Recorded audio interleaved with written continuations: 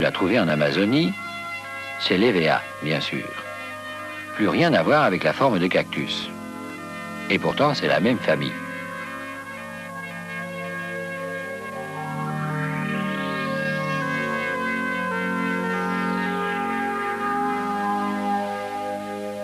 Le même genre de latex, à part le fait que celui-ci est devenu une affaire. L'apparence cactiforme est en somme un état opportuniste, qui a été peu à peu adopté par deux familles de plantes étrangères l'une à l'autre, les cactus et les euphorbes. Stratégie adoptée sans se concerter, pourrait-on dire, sous des climats et sur des terres différentes, mais dans le même but, survivre dans l'aridité. Confrontés au même problème, cactus et euphorbes ont trouvé la même solution dans des continents différents. Comme ces hommes primitifs, qu'ils soient blancs, noirs ou jaunes, qui finissent par apprendre à fabriquer les mêmes outils de pierre taillée ou découvrir la poterie, sans s'être jamais vus, dans des continents différents. Mais les cactus et les euphorbes ont tout adapté, sauf leurs organes sexuels, qui sont restés proches de ce qu'ils étaient.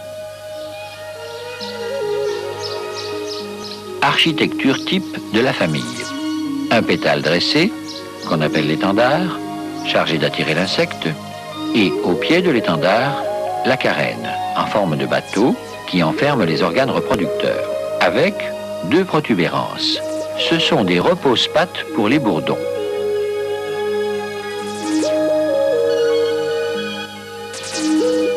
En y prenant appui, grâce à leur poids, ils feront s'ouvrir la carène. Aussitôt, des étamines longues vont jaillir et lui coller du pollen sur le dos. Et pour plus de sûreté, des étamines plus courtes vont lui en coller sur le ventre. Ah, ce n'est pas un bourdon qui arrive, c'est une abeille. Pas assez lourde pour déclencher le mécanisme.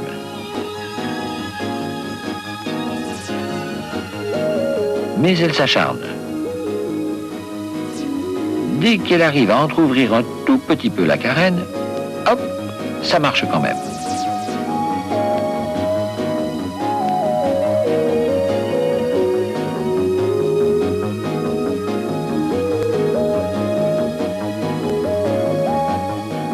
Même une minuscule abeille sauvage finit par y arriver. Et elle se fait coller du pollen sur le dos, comme une grande. Une autre famille de fleurs très facile à reconnaître, même pour celui qui n'est pas botaniste, est celle des labiées, du mot latin qui veut dire lèvres.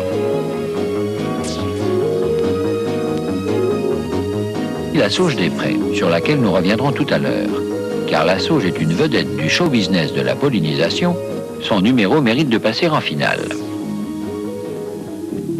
En attendant, voici un piège pour les débutants. Franchement, on pourrait croire que le muflier, vulgairement appelé gueule de loup, est une labiée. Sa fleur aurait même les deux lèvres, assez gloutonne. Admirez comme elle a l'air d'avaler un bourdon.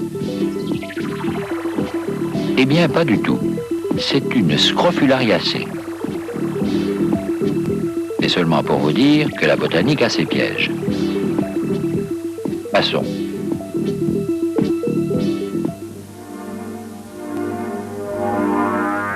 On pourrait dire que pour ces familles de fleurs dites naturelles, le grand architecte des fleurs crée un prototype et s'amuse, pour varier un peu les modèles, à changer des détails, comme le musicien qui module sur un thème.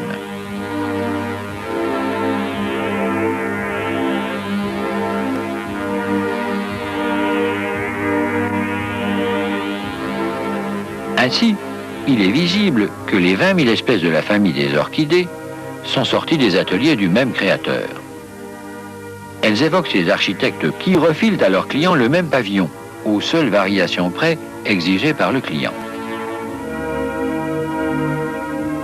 Il ne reste plus à celui-ci qu'à manifester sa personnalité dans le peaufinage du détail.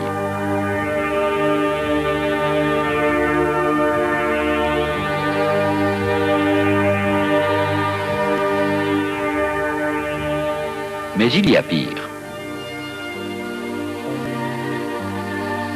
les 3000 espèces d'ombellifères, où le même type floral est reproduit à l'infini sans la moindre originalité.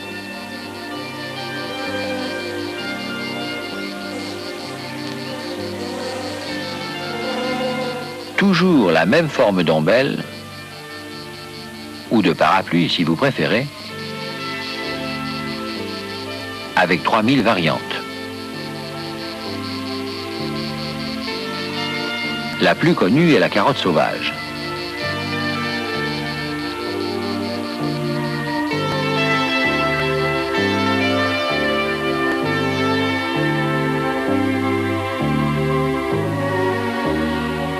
La moins connue, et la plus spectaculaire qu'on puisse trouver, est la berce du Caucase, Heracleum mantegasianum, jusqu'à 3,50 m de hauteur. Depuis qu'elle s'est échappée d'un jardin botanique, elle s'est répandue ici ou là. Mais si spectaculaire que soit ce géant, il est bâti sur le même modèle que les 3000 autres ombellifères, la grande berce, le fenouil, etc. L'architecte des fleurs a construit là des grands ensembles, ou du moins, disons, de la zone pavillonnaire.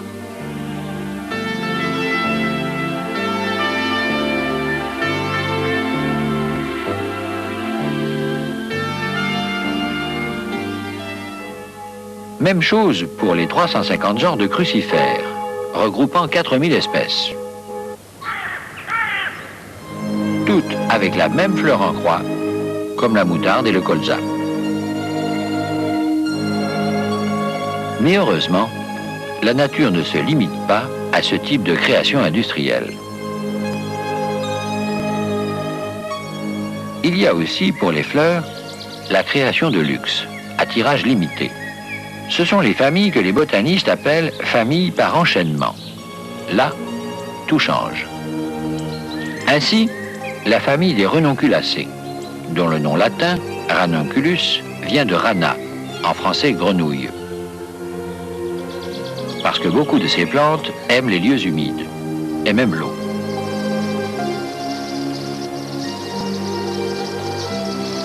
Il y a 4000 espèces de renonculacées, réparties dans le monde entier, mais souvent si différentes d'allure que seuls les botanistes savent leur trouver des dénominateurs communs. Trop compliqués à retenir d'ailleurs pour le simple amateur, mais qui révèlent à l'origine un même atelier de création.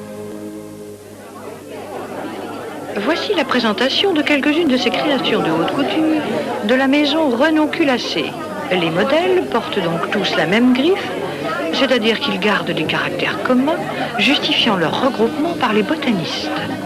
Mais il faut être un connaisseur pour reconnaître la patte du même couturier, ou si l'on préfère de l'ancêtre commun, car tous les modèles, ou presque, sont des créations originales.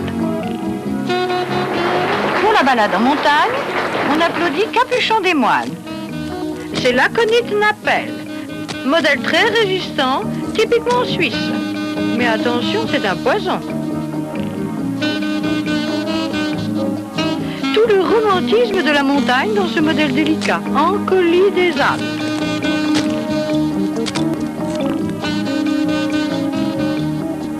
Et voici Fleur des Grenouilles, une sortie de bain pour le bord des ruisseaux, de son vrai nom le Calta, faux bouton d'or des marais.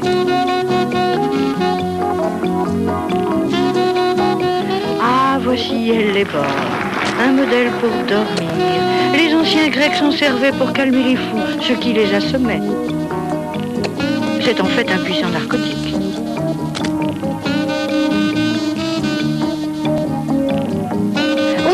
Maintenant, Nigel, un modèle très allurant. Une graine de Nigel en Orient donne le cumin noir pour le pain d'épices et aussi pour le mélange 4 épices. Très attendu, voici le clou de la collection Renonculacée. Clématite, un succès mondial, très applaudi. Mais nous devons rendre l'antenne pour quelques instants. À vous les studios. Il serait trop long, en effet, de présenter les 4000 modèles de haute couture de la maison Renonculacée. Mais parmi ces 4000 modèles, on en distingue 400 qui, tout de même, là, se ressemblent très nettement. Ce sont, à proprement parler, celles qu'on appelle les 400 renoncules. Disons que la maison renonculacée crée en majorité des modèles de haute couture, mais consacre un dixième de sa production à une boutique de prêt-à-porter. Eh bien, voici la vedette extrêmement populaire de la ligne de prêt-à-porter Renoncule, le célèbre bouton d'or.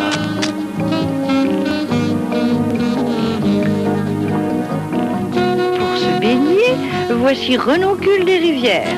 Ce modèle très pratique possède à la fois des feuilles aériennes et des feuilles immergées.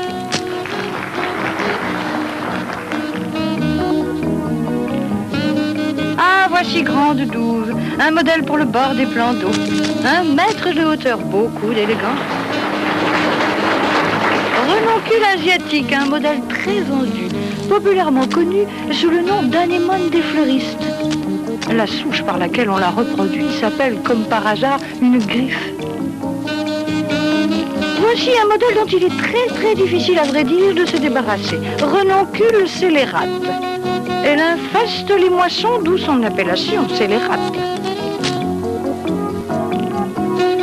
Pour la haute montagne, voici Renoncule des glaciers, un modèle qui se porte admirablement jusqu'à 4000 mètres d'altitude. Enfin, pour la montagne plus accessible, pour ce qu'il est convenu d'appeler la montagne à vaches, voici Boule d'Or, le troll d'Europe. En fait, une vache n'y toucherait pas pour un empire. Ce modèle de femme fatale est encore plus empoisonné que le bouton d'or.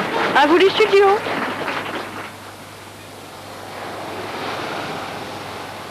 En somme, les sociétés de fleurs sont comme les nôtres. On y trouve d'une part des sociétés sclérosées. Ce sont les familles de fleurs à prototype unique qui n'ont plus l'air d'évoluer.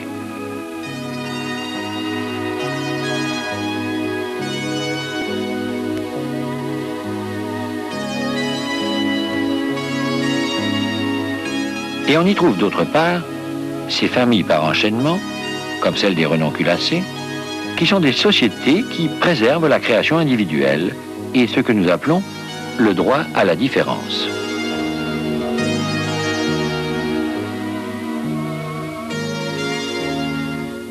Or, voici qui peut nous amener à réfléchir à nos sociétés humaines. Les sociétés de fleurs qui n'évoluent plus sont parfois parmi les plus évoluées, comme si l'évolution, parvenue au sommet, butait sur un cul-de-sac, pour plus tard repartir ailleurs.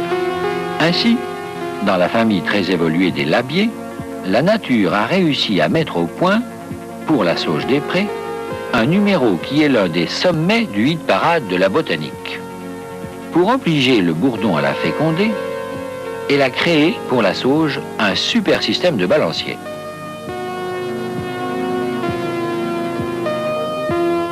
Explication du système. Le nectar attire le bourdon au fond de la fleur et voilà le travail.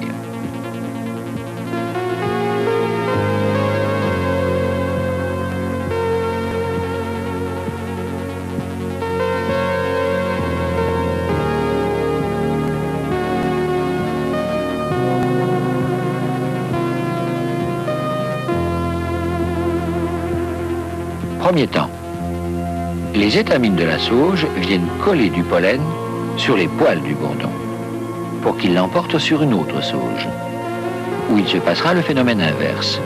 Cette fois, c'est l'organe femelle qui vient chercher du pollen sur le dos du bourdon. La sauge a réglé son balancier à pollen en fonction du poids et de la longueur du corps du bourdon.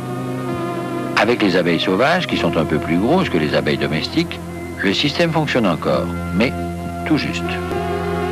De la part de la sauge des prés, c'est une merveille d'adaptation au partenaire qu'elle a manifestement choisi et qu'elle préfère, le bourdon. Des merveilles de ce genre, dans l'aventure des plantes, nous n'avons pas fini d'en voir.